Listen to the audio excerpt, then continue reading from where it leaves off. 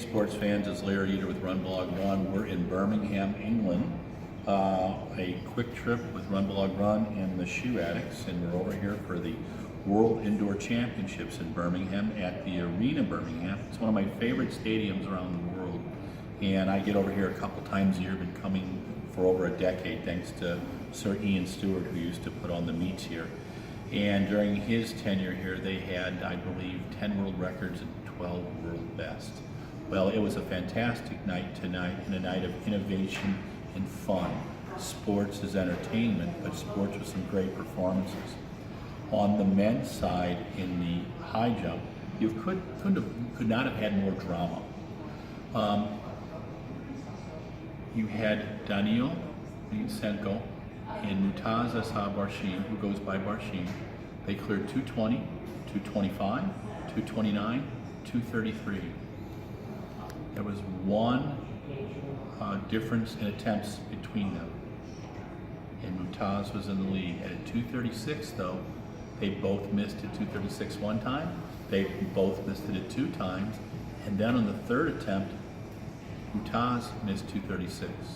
Daniil Lutsenko, who is 20 years old, was the world junior champion as well, had a great run up, and he did just enough changes to clear 236, and with that he won his first world championship.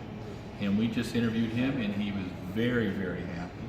When we asked him what was the difference in those last 3 jumps, he said, you're always analyzing, you're looking to see how you can improve things, and that's the difference between a gold and a silver. We talked to Barshim about his silver, and he said of course he was happy with his medal, but he'd like to have had a different color. And in third, and I'm going to destroy this poor man's name, the German athlete who, I think it's, I would say it's, I can't even pronounce it, I'm not even going to try because it'll suck. But on the women's high jump, Maria Lazinskaya continued. That is her 38th victory in a row. She started out at the same height everybody else did, at 184. They went to 189, they went to 193, and then they got to 196, and by 196, the field was cut down to 4. The field that started out as 13. In the final 4, you had Morgan Lake, the not only fine British high jumper, but also she's a great multi-eventer. You had Alicia Trost, the Italian high jumper. You had Vashti Cunningham, who won in 2016 at the World Indoors, the American, coached by her father, Randall Cunningham, the former American professional footballer. Got to put that in, right? And then you had Maria Lazinskaya, which I destroy her name all the time. It's the most I've seen Maria smile in the 3 years I've been watching her jump. But she had a lovely time. By the time they got to 196, I think she still had not missed anything. It wasn't until 201, and she already had the event won, that she had a miss. And then she tried 207, which would have been a new Russian national record. She competes right now for the non-attached nations, but obviously she's Russian, and she's very proud of being Russian. And tonight, Daniil Lazinskaya won the men's high jump, and Maria won the women's. Vashti Cunningham was always a lot of fun to watch. She is the future of the sport. Alicia Trost from Italy, quite impressive. And Morgan Lake came so heartbreakingly close to a bronze medal. That was hard to see. Morgan is just a delightful athlete, huge talent. I think she's got the wheels of a Jessica Annis-Hill. She could be our next big one in the multi-events for the UK.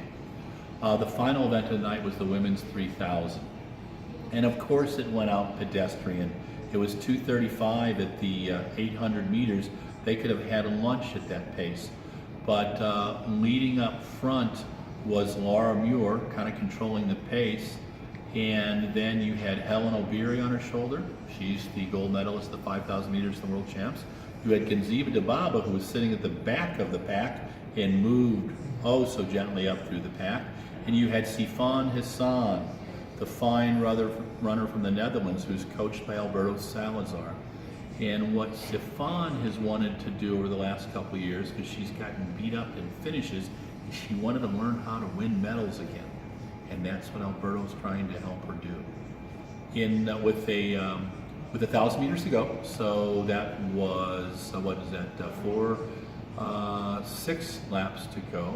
Kenziba Dababa took off. It was at 6:07 into the race. She ran the last 1,000 in 2:39, and she just poured it on. She stayed up front. She did everything she had to do to get her 3rd win at 3,000 meters of the World Indoors. Now remember, this winter, and actually early January, Kenziba ran a 3:57 1500, the fastest in the world. That lady's got wheels, serious wheels. Helen O'Beary was on her shoulder. I thought for a moment Helen was going to get her, but the real excitement was right behind there. Sifan Hassan and Laura Muir.